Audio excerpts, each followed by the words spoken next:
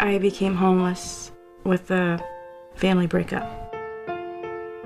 Everything was going okay in my life, it seemed, one day. And all of a sudden, they stopped going okay. The reason we're in here is because I lost my job. Eventually, I got evicted. Before I was homeless, I looked on it as a problem that I would never encounter, something that would never happen to me.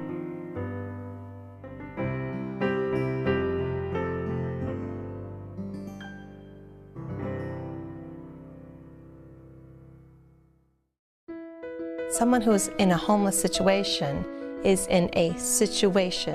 It does not define who they are or what kind of person they are. I have to tell you, when I arrived, I was new in my congregation. I didn't know who the guests were and who the volunteers from the congregation were.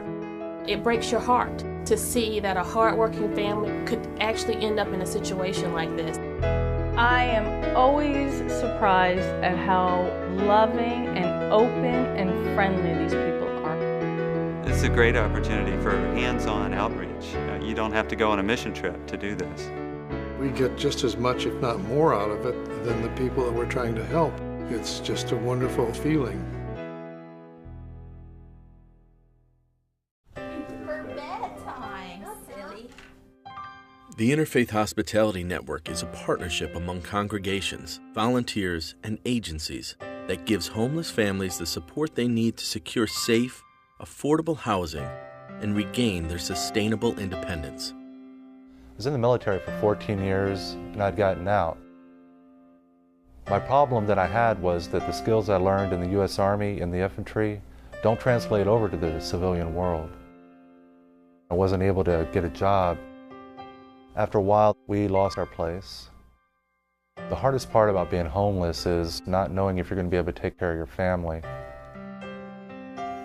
Families are the fastest growing segment of the homeless population. They have nowhere to turn. Shelters across the country are full, and those shelters that can take families in, often they split up moms and dads. Moms and children go to one shelter, and dads and boys over the age of 12 have to go to another. That's even if they can find shelter. And to think we have congregations, churches, synagogues, and mosques across this country that can make a difference, and what a difference they can make when they open their doors.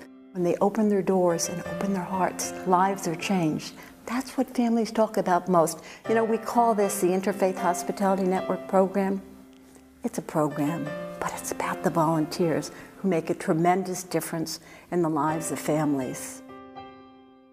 For a congregation to be able to share their facilities, not as a shelter, but as a home to someone, that's really, I think, what the important thing is. That's what's meaningful about IHN. That's what's different about IHN. We're providing homes for homeless people, not shelters.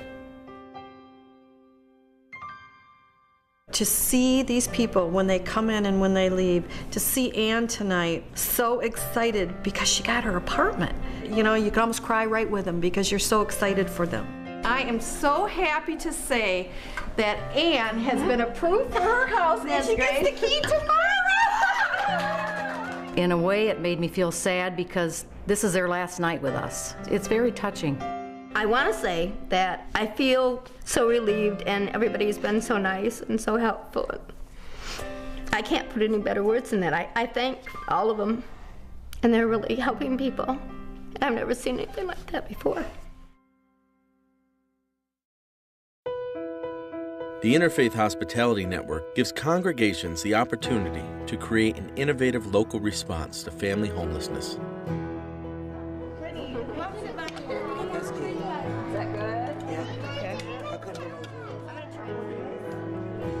The people coming in and spending their time with us and cooking the meals for us have been a great help. Often when we talk about a program like this, we think about, I'm an awfully busy person, I've got a lot of things to do. So when I tell people about why they might want to be part of Family Promise, I'll talk about how it's a chance to live out your faith. On Sunday mornings and in other contexts, we talk a lot about serving God. This is a way you can actually do it. I think that IAHN takes a big responsibility in these people's lives. So for me to do my little part that I can make a dinner, come, spend some time with people, feed them, is wonderful. So I feel like it's a minimal effort for such an enormous return. Every congregation only hosts about 4 or 5 times a year. That makes an easy job to volunteer for. Once people do it, they really love it, and they want to keep doing it.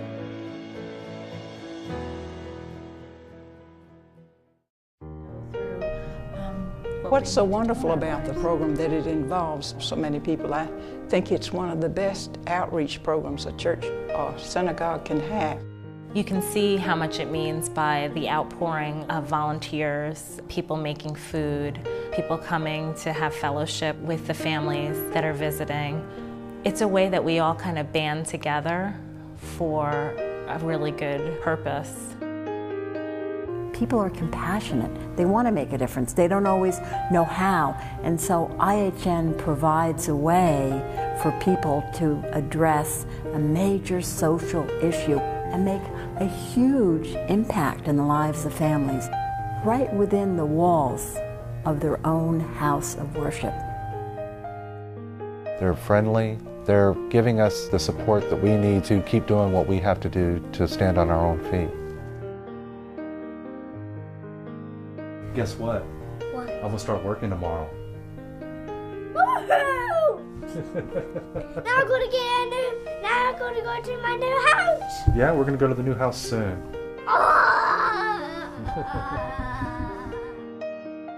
I'm proud of you, Daddy. Oh, thank you. I love you, Daddy. I love you too.